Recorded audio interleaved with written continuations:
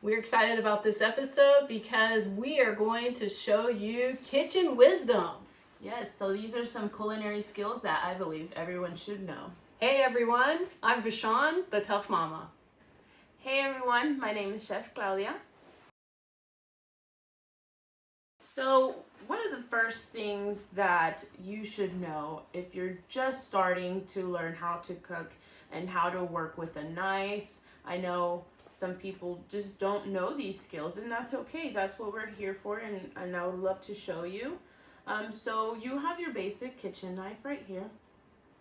You want to hold it in a way that you want to kind of pinch it with your 2 fingers on the very top of the knife here, okay?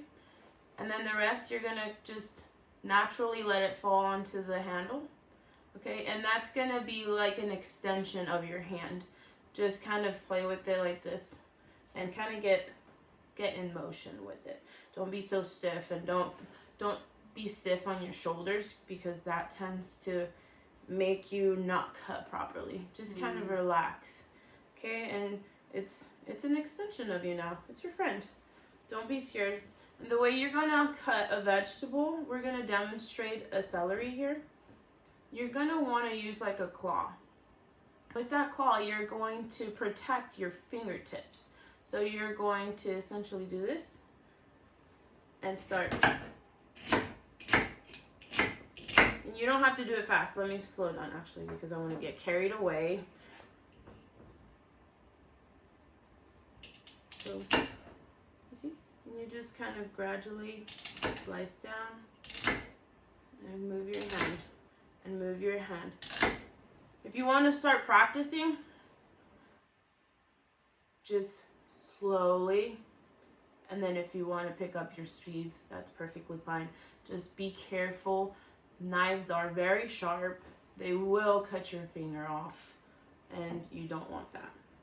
But if you want to practice getting faster, it's okay if you're just practicing and you happen to get a bigger piece than your last one. After all, it is just for practice. Some people even pinch it all, or clasp their hand all the way down and use the tip of their knuckle. That way it's protected. For a tomato, I still struggle with tomatoes. I still do, and that's fine. It's because once it gets to the end of it, I like to just kind of keep going, but while my hand's like cramping.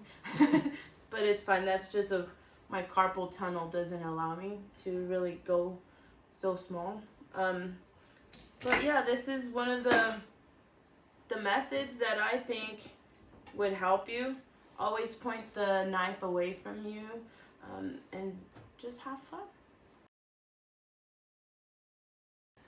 All right, so I want to share one hack that I learned recently. Well, not that recently. I learned it from my mother when I was a teenager, and it really made a difference. So if you make a stew, like in your crock pot or Instapot or something like that, or if you're making a soup or a gravy and it's just not thickening up.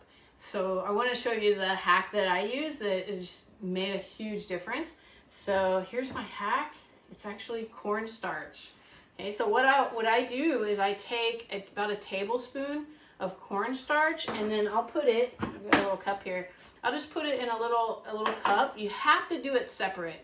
Never drop the cornstarch right into a liquid, because it'll just lump up right away. You don't want that. Nobody wants lumps in their stuff. So what you want to do is put, just a tablespoon in a little cup, and then just put about 2 tablespoons of water. You can do up to 3. You could also use milk, or a nut milk of your choice, and then just stir it up really, really good so that there's no lumps. And then while your gravy is cooking, or your soup or your stew, you just pour that in and then stir it really well. And what I found is, right as it starts to reach boiling point, all of your gravies and stews and things like that, all of the liquid will start to thicken up, and it makes for a much tastier type of meal when it's got that beautiful thickening that's there. So another kitchen hack that I have for you today is when you're draining out your spaghetti noodles or your pasta noodles, let's say, and you're going to use a strainer, the easiest thing to do, most people want to dump it over like that, right? I don't do that. You just want to plop this little guy over your pot, make sure it fits, and then away from your body so you don't burn, and voila, pour it into your sink, or if you're going to keep the contents, the liquid contents, then you're going to put that away. But yes, just pour and you're good. That's a simple one, fairly easy. I hope you try it. For some of you that want to get creative, you can also keep your pasta water for further use. If you want to get the remaining contents out of your jars that you're using, say your pasta sauce, for example, grab some of that pasta water, pour it into there just a little bit to get, and shake it up, close it obviously, shake it up and pour the rest into your pasta. That helps get the remaining contents out. Another thing that I've heard, using it for rice, it just gives it more of that starchy flavor. Again, if you try it, let me know. I would love to hear back from you. So another thing you want to do is keep a cup of your pasta water and pour it over your noodles, and it allows the pasta to stick to your noodles.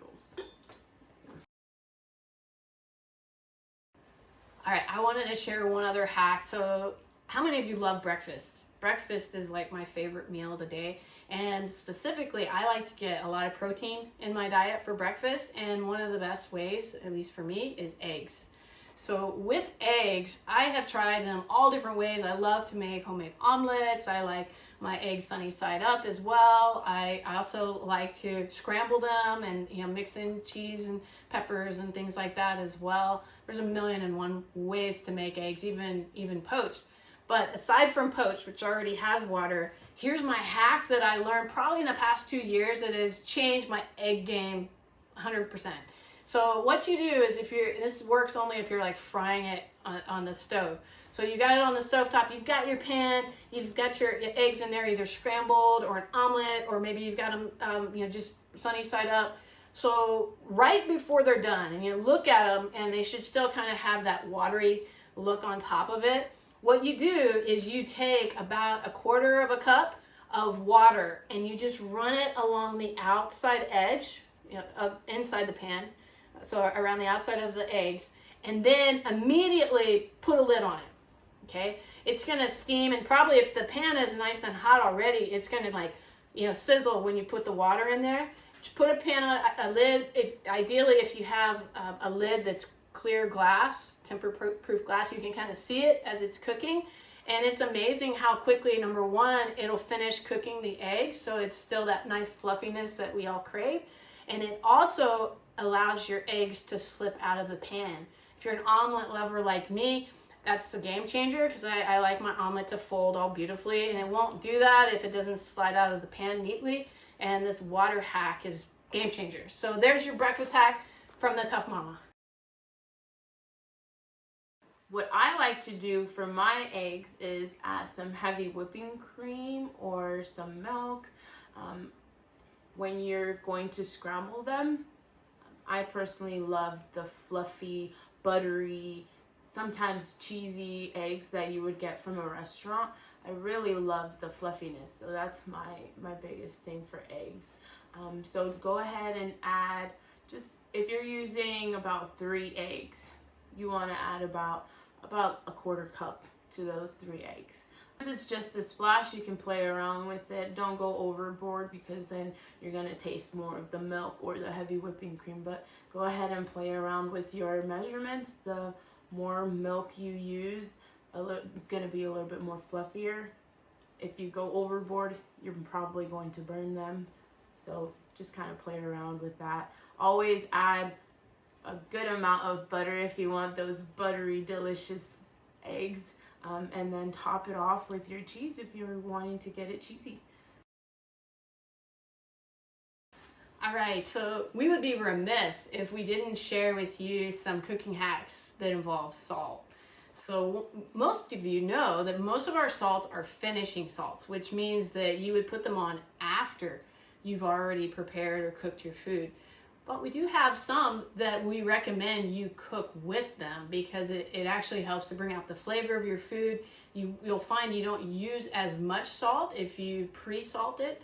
But a big hack that I want to tell you about is pre-salting your meats. Any meats that you do, chicken, even seafood, steaks, beef, pork, any of those, you should always pre-salt them ahead of time.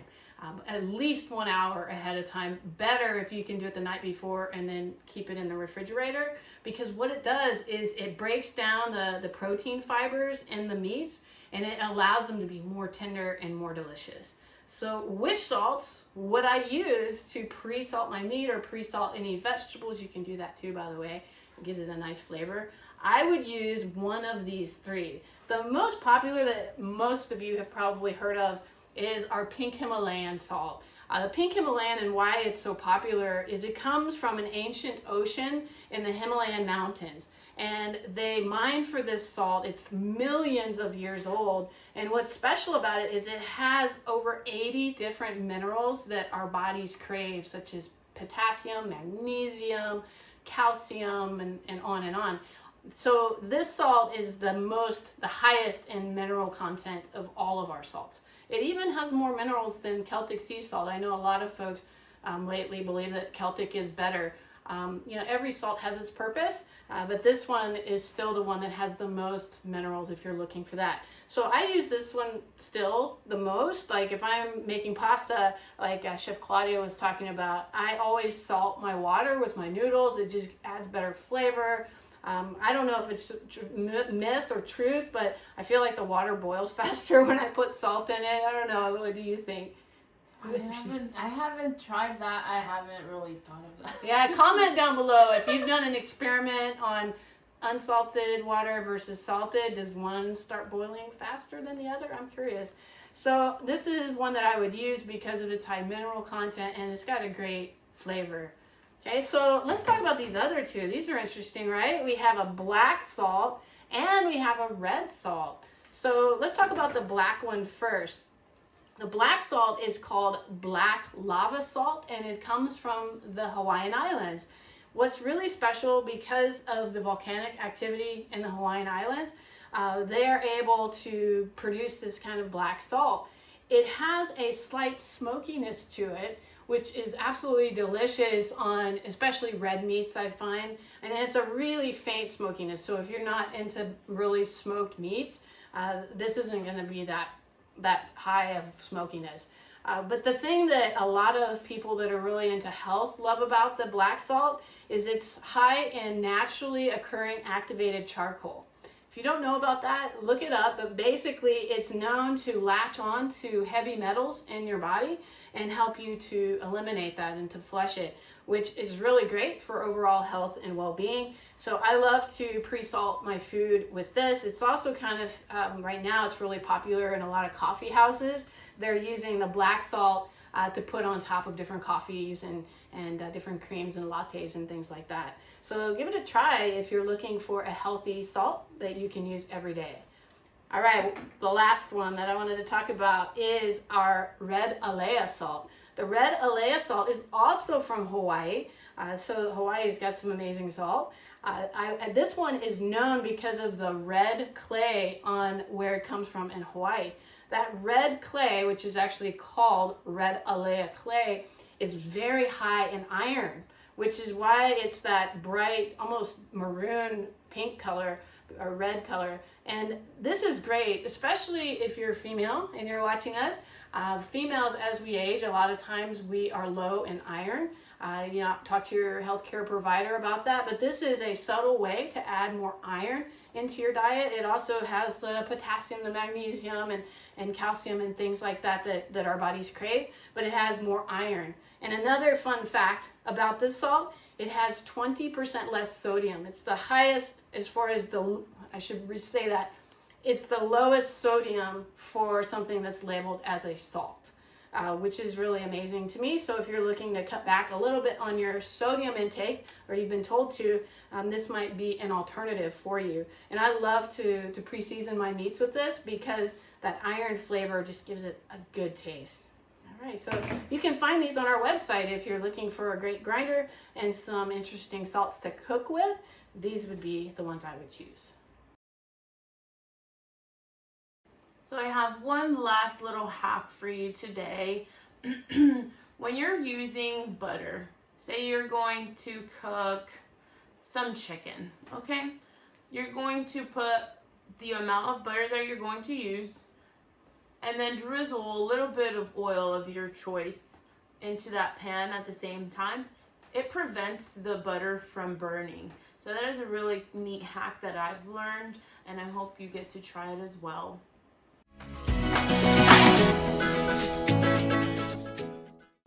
Thank you for being here. Be sure to like, comment, and subscribe so we can keep bringing you great content.